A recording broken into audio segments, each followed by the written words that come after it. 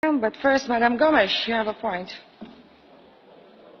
President, last Sunday at the irreeysaarratti festival in Ethiopia, it ended in a massacre. According to Oromo sources, 678 people were killed by security forces, shooting the crowd in cold blood and causing a stampede.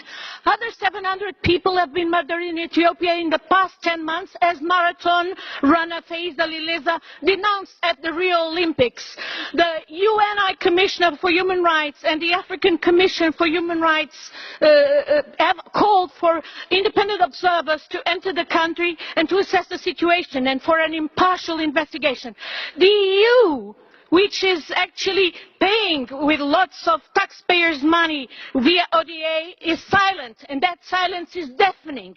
Will you, Mr. President, on our behalf, speak up in solidarity with the repressed people of Ethiopia and call for an international independent investigation into the irreeysaarratti massacre and the ongoing repression in Ethiopia?